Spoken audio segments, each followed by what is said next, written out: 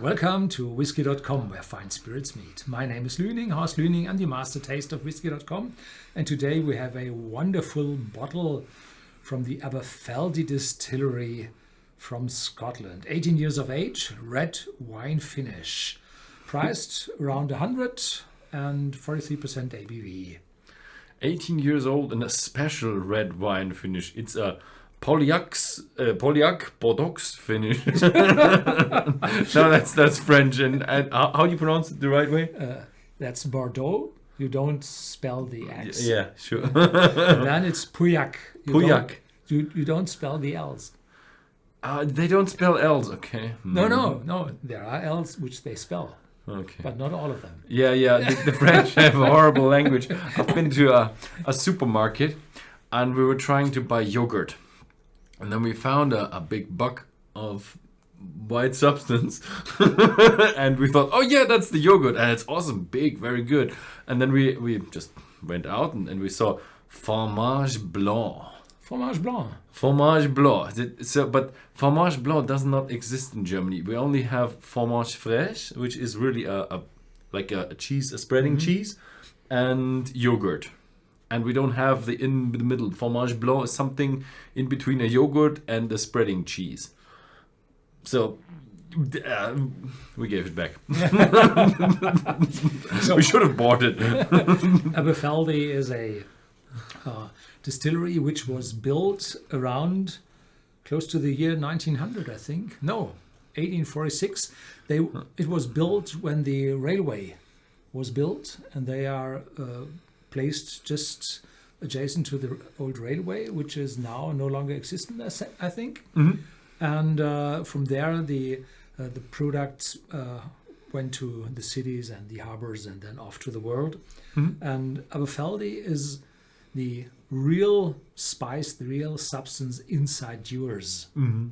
Blended whiskey, which is the most often sold Scotch whiskey in the US. Mm-hmm. And Aberfeldy is the lead malt in that whiskey. Yeah, the Aberfeldy distillery also, first of all, has a really beautiful old locomotive, really beautiful old steam tank there, and you can actually go inside, have a look at it. It's the original from back in the days, one of them.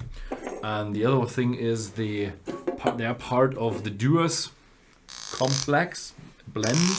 And when you go there, you can see all of the history about the Dewars, because they have what do they call it?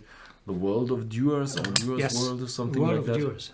It's really, really beautiful. Actually, when I was there, they just made it bigger, and there is so much history in normal room size. Mm-hmm. There's really big history. And there are tables around where you can have smells of different substances. Mm-hmm. Without seeing it, so you just smell an opening. It might be closed today, and then you have a paper where you can guess what it is, and in the end you get the results. So it's wonderfully made. It's very educating, and there is a beautiful model of the distillery made from wood. So looks wonderful. Have a look at the Whisky.com. Database website. There you can see the pictures of the Aberfeldy distillery. So this one is an old one, and with the years the whiskies from Aberfeldy grew in age and in quality, and as well in price. So we're around 100, and I like them very, very much. And yeah, the Aberfeldy is known for their distillery character of having a honey and a sweetness, and that really goes back to they go with water and the way they do everything, of course. And they have beautiful tales around there about that golden river and the what was it, the Ushge that live in the forest, which are really evil fairies or something like that. It's a beautiful story. If you go to the distillery, you get the whole treatment there if you take the big tour. Mm-hmm. So it's really worth going to the distillery and having the big tour. Yeah. So, cheers. Smell. Creamy vanilla. A light alcoholic note. No, it's not alcohol. It's sherries. Mm-hmm. For me, it's really the honey. So I would have thought that, okay, I had the 12-year-old and I had a few others, and I thought, okay, yeah, if you are with the younger ones, there is more of the distillery character with honey. It still comes through, even though it has a very mature age and distinctive finish. Yeah, it's intense. For 43%, it's really intense. Mm-hmm. And come back to the casks, so they have an 18-year long maturation in normal cask, and then a finishing in those Premier Cru casks from Pauillac, which is red Bordeaux wine on the south shore of the what's called the Garonne, the river at Bordeaux, and south of it. And there they had a classification of wines in the 1850s, I think, where they had these prices for the auctions for the wine. Mm-hmm. And the châteaux with the highest received prices, they got the Premier Cru classification, and then it went down deuxième, troisième, quatrième, cinquième classification Cru, and this stays until today, but the soil might be exhausted, the products might be completely different, but they still have those Premier Cru.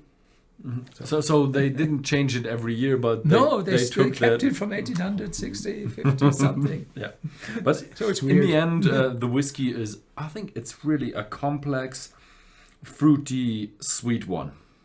Really, and there's almost no bitterness or any influence or much influence from the cask. In the start, I had this feeling of alcoholic note, but I think it's the light cooling effect of sherries. Yeah, it's a very red berries, cherries, Mm-hmm. Red berries, cherries, yes. Oh, combined. Cheers. Yeah.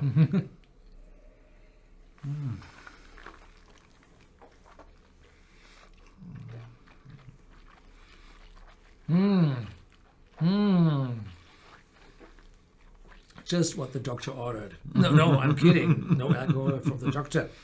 So this is juicy. This is oranges. This is orange peel. This is nuttiness from the cask. This is espresso notes in the aftertaste. So it's 18 years old, quite old. There's European oak in it. Wow.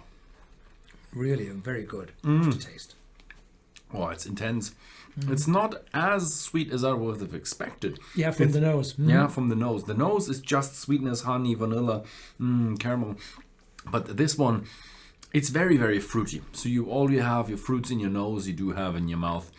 And it's very juicy and, fruity. And it does have enough sweetness. But there's a bit of a distinct character from the cask in there. But it's very little bitterness. So it's like a bittersweet chocolate that is much on the chocolate, little bit on the bitter. Yeah, and then the juicy oranges move over to a little bit more of those orange peel, and the spiciness of the cask stays to the tongue. Wow. Massive. Yeah, I like that. It's a good whiskey. Yeah, I can't finish that today. We have still 2 to go. Yeah. But it's amazing. What I didn't expect is from the smell is that the juiciness. It's very juicy. It's very demanding, very flowing. I thought it would be more of a creamy, silky. But in the aftertaste, it's stronger. It's spicier. It is, but here, the aftertaste is a bit spicy, but it's very fresh, fruity. Would have expected more of a candy fruity. Yeah, I love it. And I have to say, for an 18-year-old with that kind of flavor, that kind of quality, it's the price is okay.